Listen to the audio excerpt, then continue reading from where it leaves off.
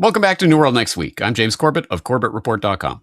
And I'm James Evan Pilato of MediaMonarchy.com. It is clear to me that a full ban is the right choice.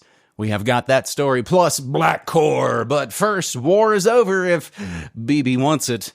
U.S.-Iran Memorandum of Understanding, MOU, if you nasty, from blockade lifting, nuke talks, and Hormuz reopening to a broader agreement. Grabbing this from GulfNews.com. In an ever-changing situation, the signing of a Memorandum of Understanding, MOU, between Washington and Tehran is expected to launch a new 60-day negotiating period. The signing took place late on Sunday on Trump's 80th birthday, June 14th. Oh, you know, there might have been a giant UFC kicky-punchy fight going on at the White House because it's 2026. The framework agreement announced by DJ President Trump and supported by mediators including Pakistan, Qatar, and various other countries, as well as the United Nations, is intended to halt military operations while diplomats work through the most difficult unresolved issues. These include Iran's uranium stockpile, nuclear infrastructure, future sanctions policy, and long-term security agreements across the Middle East. The timing of Sunday's deal on Trump's birthday prompted criticism from some observers who questioned whether the administration was seeking a symbolic political victory alongside a diplomatic breakthrough. The Memorandum of Understanding expected to trigger a new 60-day negotiating period aimed at transforming a fragile ceasefire into a broader agreement addressing Iran's nuclear program, sanctions relief, regional security, and the reopening of the Strait of Hormuz, all this per Axios. According to draft details of the MOU reported by the British-funded Rothschild Reuters, the agreement entails the following 3 points. Immediately reopening the Strait of Hormuz to commercial shipping. United States would begin lifting its naval blockade on Iranian ports. And this initial two-step process expected to be completed within 30 days. That doesn't sound like a step. A freeze on new U.S. sanctions and discussions on broader sanctions relief tied, of course, to Iranian compliance. U.S. blockade in the Strait of Hormuz expected to be lifted Friday when the agreement is signed on a giant big national holiday here in the States called Juneteenth, as per the State Department, quoting DJ Trump. The related articles: no Iran-U.S. nuclear deal unless Israel withdraws from Lebanon, so claims Hezbollah. Iran warns of a harsh response as Israel violates ceasefire 84 times in Lebanon. And that's the thing. I mean, I think they're all still lobbing bombs at each other. James, I guess you got to get in all those last shots before Friday when the real peace kicks in. Well, that's it. And so, Brock, throw it up on the screen. New World Next Week, temporal alert. We are recording Thursday morning, Japanese time, Wednesday evening, U.S. time. So whatever happens in the next 24 hours, we don't know about. But yes, supposedly this memorandum of understanding is going to be signed on Friday. And finally, they have actually released the text of the MOU. So for people who want, I'll throw that in the show notes so they can peruse it. But long story short, absolutely no other way to frame this. U.S.-Israel lost. Iran won this war. It is absolutely remarkable what is in this text. Complete dropping of sanctions against Iran, unfreezing of their assets, the creation of a $300 billion reconstruction fund. But the Strait of Hormuz will be opened again, guys, exactly as it was before all of this started. So there is no universe on which U.S.-Israel can look with a straight face and say, wow, we totally got them, guys. We totally re-obliterated that nuclear program that we already obliterated several months ago, that they were weeks away from somehow reviving in some way that we couldn't stipulate. But now actually maybe enriching uranium isn't such a big deal. So, for example, this related update from Anti-War MOU released by the U.S. says enriched uranium will be downblended inside Iran. So they don't even have to. Remember when it was we're going to have to go in and get the uranium out? That became one of the justifications for this war. Well, not anymore. Who cares? They can do it on site. We'll trust them. And it is a little hard though when you say that somebody wants it, other people have it, other adjoining states have it, and you're not letting them have it for purposes of electricity and things like that. It's always a little tough. You have to use a little common sense. AKA, hey, guess what, guys? Maybe a little enriched uranium between friends doesn't matter that much after all. So literally, this is a stunning defeat in every possible way. And all I can say is, yay, because at least it's over. And I don't care how they pull out of this, as long as it is over and they pull out. But sing it with me, folks. War is over if Bibi wants it.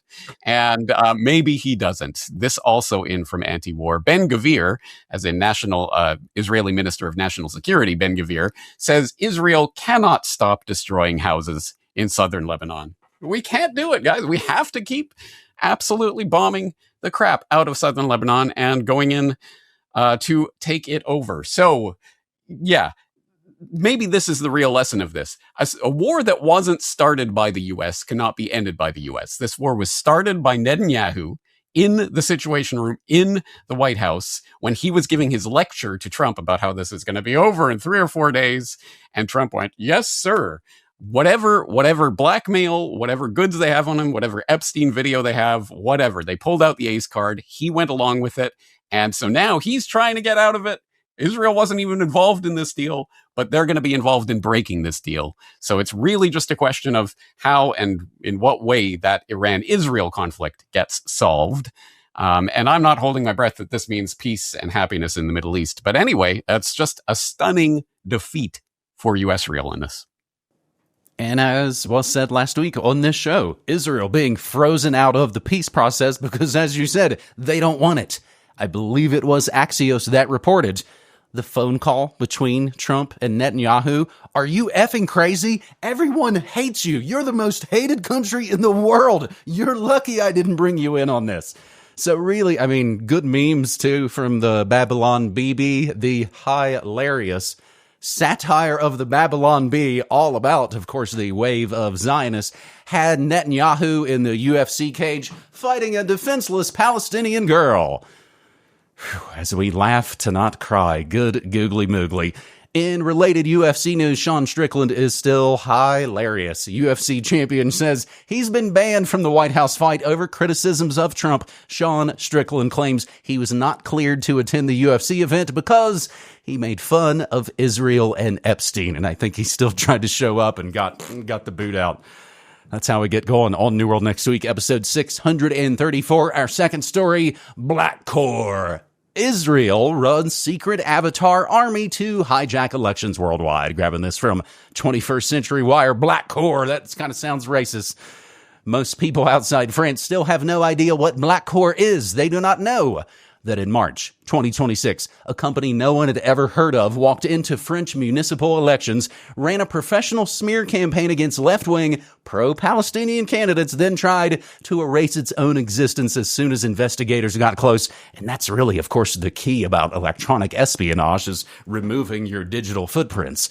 They do not know that Black Core is not a troll farm or a couple of rogue consultants, but the marketing name on an industrial influence machine built out of Israeli military intelligence alumni, a Tel Aviv law office, UK shell companies, a London server, and AI tools designed to manufacture social media personas and flood elections with BS synthetic narratives.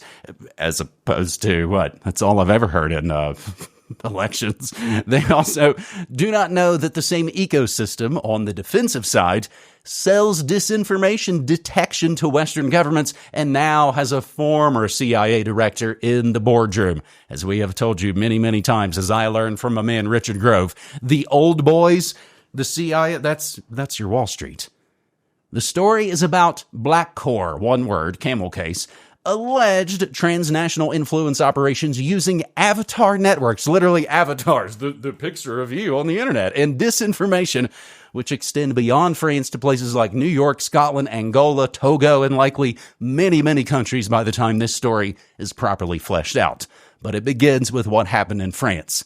It follows the trail through French state reporting, a joint inquiry by Haaretz and Libération that broke open new details, corporate records in the Israel and in the UK security filings, and the digital debris that Black Core and its partners failed to fully clean up. It shows how a smear campaign aimed at 3 municipal candidates now points to a global Israeli information warfare ecosystem that touches many nations and cities around the world, the U.S. State Department, and of course the office of the hated aforementioned Benjamin Netanyahu. The investigation doesn't just repeat what Haaretz, Liberation, Reuters, or Viganum have already put on the table. It adds the Sadaka Palestine phase Black Corps used to infiltrate pro-Palestinian circles before turning its guns on them. The Ben Guy escrow structure, and of course, don't forget the SEC paperwork. James, anytime I mention the SEC on my Morning Monarchy, I always mention the part that they burned their 9/11 notes related to insider trading. So SEC paperwork, where available, that show how real ownership can be hidden behind AFIC's law office, the Unit 8200 and Shin Bet careers that sit behind Galacticos Avatar Factory, and the mirror on the other side of the membrane where Sayabra, Saigon, Ram Ben Barak, and Mike Pompeo sell detection tools that operate on the same signals as the attacks. And the related links we will include. Secrets of Black Corps. Israel's information warfare now has few limits or boundaries. James, could we throw in the takedown of Thomas Massey into some kind of situation like this? Black Corps. Yes, it seems highly relevant to the whole topic of Israeli election interference, foreign election interference. And by God, this report, we are not even beginning to scratch the surface of this report. It is exceptionally detailed, and there's lots and lots and lots of moving parts here. So as always, I will encourage listeners and viewers to go and read the entire report for yourself. We're linking it up here from 21st Century Wire. I can't say I necessarily recommend the PDF we're also linking up, because it is some kind of AI translated slop that is difficult to read. But from the report itself, you get an incredible picture of all of these moving parts of this vast operation, which obviously was a largely online influence operation with distributed servers in different countries operating these avatars and doing these smear campaigns. But also there was, as they point out, a physical element to this. There were posters that were being put up in Marseille, in France, with QR codes, meaning there were actual physical operatives on the ground putting things up. Some of these operations started 6 months before the elections themselves even started. So there was definitely a long-term and a deeply involved strategy here. There's all sorts of organizational charts and other things in this incredibly extensive report. So yes, as I say, we're barely scratching the surface, but perhaps the key takeaway is, quote, "In every theater, the target profile stayed the same.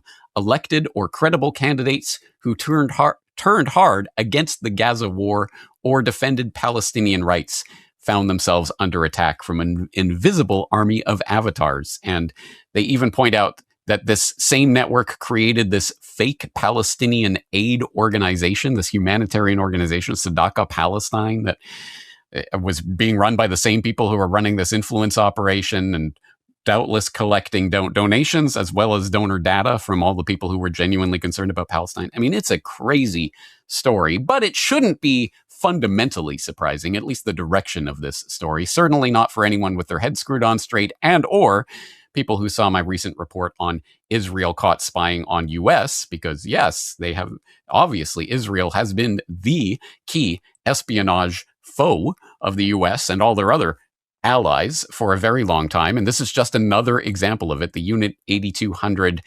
tentacles reaching out into seemingly every online space, Black Corps being no exception. I will just say, James, no, I think Black Corps isn't racist because the B is capitalized. It would be super racist if it was capital W White Corps. You got me. So, James, we talked about it a couple of years ago. This seems a little bit more sophisticated than the army of Sports Illustrated fake avatars and influencers that we covered here. Good grief. And I have said, I'll say it again, my conspiracy theory is all of this rather legitimate anti-Israel, pro-Palestinian feeling, I'm saying, is ginned up by Israel to continue to paint themselves as a victim. As they get painted and pushed more into the corner, that's when it's going to get crazier. Our third and final story on this New World Next Week, episode 634, they get you addicted so that they can control the dosage. Or like, of course, the hated Archie Bunker once said, they tell you, man, you gotta have this thing. You can't live without it. Oh yeah, now you have to live without it. It's all about the dosage. They want to control people's addictions. Britain announces sweeping social media ban for under 16s. Grabbing this from Reuters. I guess they wanted to test it out, in their cuck crown protectorates first. British Prime Minister Keir Starmer said on Monday he would ban social media sites for under 16s and impose restrictions on gaming and live streaming platforms in a fight back against those evil big techers that goes farther than any other country. And we have been following this for you. The sweeping changes will give kids their childhood back, Starmer told repeaters, outlining measures against Snapchat, TikTok, Instagram, and other platforms, as well as gaming sites that allow strangers to contact children. It is clear to me that a full ban is the right choice, he said. It'll make a huge difference. It'll make our children safer. It'll make our children happier. It'll give them more time, more security, more freedom to grow up, more opportunity. However, some experts doubted whether a blanket ban would be effective, and Starmer acknowledged it would be difficult to fully enforce such restrictions.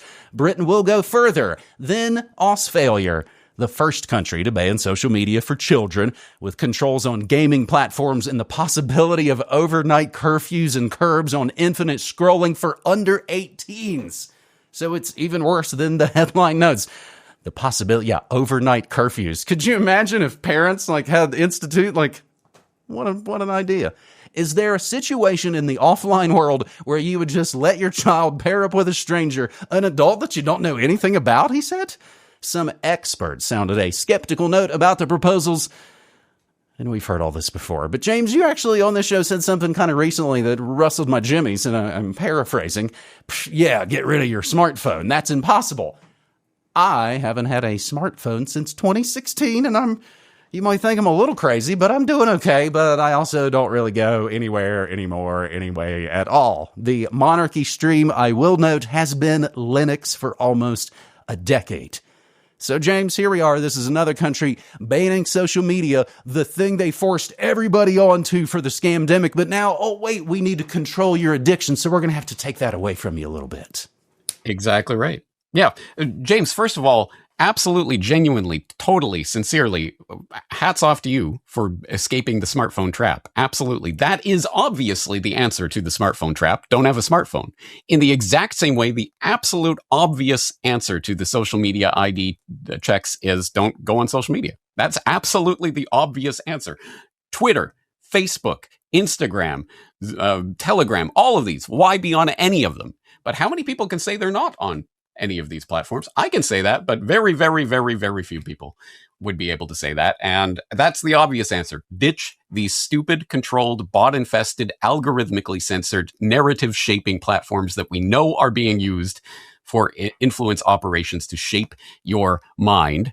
But until we hold our breath and pigs start aerial transportation, I think we'll have to deal with things as they come. But the most insightful commentary I've seen on this so far has been from Kit Knightley over at Off Guardian, who writes the provocatively titled 4 Things You Cannot Say About the UK's Social Media Ban, which is a very insightful post. And he goes through some of the things that people are saying as sort of pushback against this digital ID check system that's coming into place, like, but it won't work, technologically it's going to be too hard and they'll use VPNs to get around it, etc. But as Kit points out, those types of pushback against this are stupid because you are not actually pushing back against the fundamental underlying premise of the entire system, which is screw you. I am not going to give my digital ID so that you can check and verify and trace and database everything I am doing online, everything I'm saying, everyone I'm talking to at all times. No, screw you. That should be the response to this. Not, it's not going to work, or it should only be about limiting screen time instead of all of those types of pushback are nonsense. So I highly recommend Kit Knightley's article so people can figure out the real way to push back on this, which is a gigantic screw you. And yes, the absolute obvious solution is don't be on these stupid controlled platforms in the first place. But as I say, I'm not holding my breath waiting for people to start getting off of these platforms. James, the mainstream is now reporting what, of course, the alternative media has told you for years. Bots now outnumber humans on the internet. How did we let it turn into this giant garbage pile? Hey, don't leave Twitter just yet. I got a note about that coming up at the end of this episode. But have I told the world? I'm all about ideas, dropping my Johnny Appleseed ideas everywhere. one of those services that, again, doesn't have to be the main one that everybody uses. So a proper name becomes the name for letting someone rent out your place for a little bit of time. One of those places that just has physical media inside and that there is no internet inside the Airbnb. Okay, there'll be a closet that you can go into so you can get some bars if you got emergencies with work. But I could see parents taking their families to the all physical media Airbnb, and I'll have it filled with records and tapes and books and comics and all that good stuff. I might have to put in some RFID chips to make sure people don't steal things, and if they do, it shows up immediately on their bill. That is New World Next Week, episode 634. We run newworldnextweek.com, and that's a way to support Corbett Report and Media Monarchy. You've never heard an advertisement on either of our works, and me, dummy, promoted the Media Monarchy hat to you last week when it's sold out. However, fully in stock of Corbett Report baseball caps. I do run the exclusive audio of these New World Next Week episodes before they're published on my radio stream at MediaMonarchy.com/listen. And for one last time, I will remind you, coming up this Saturday, the day before the summer solstice, I call it a midsummer night stream this Saturday. Audio on my stream, video on, yes, my Twitter account, and of course on the independent powerhouse that is BitChute for 12 hours live DJing, yes, with physical media. And I do it as a fundraiser. I do it as a membership drive. I also do it just because it is fun and I love it. And it is my lifelong passion to radio disc jockey for people. So they can find out more at MediaMonarchy.com. You can support us at MediaMonarchy.com/join. And huge thanks to the folks who have used buymeacoffee.com/MediaMonarchy. James, it is kind of a great platform for people overseas to be able to give one-off tips and not be hit with the deluge of VAT and taxes and all the other pile-on extra stuff that you'll find from a lot of the third-party middleman platforms. James, that is 6:34. It is getting hot here. Woo! How you doing? It is heating up, but it has not hit the heat of summer yet. So I am not going to start complaining until we get to 99% humidity and 40 degrees every day. Anyway, I will not complain about that, but I will say absolutely congratulations. I'm glad the Media Monarchy hats have sold like hotcakes and are sold out. Now I'm wondering what have people got against the Corbett Report hats? Come on, guys, represent Corbett Report. Anyway, thank you for the stories, James. Let's do it again next week. Always a pleasure, my friend. Take care.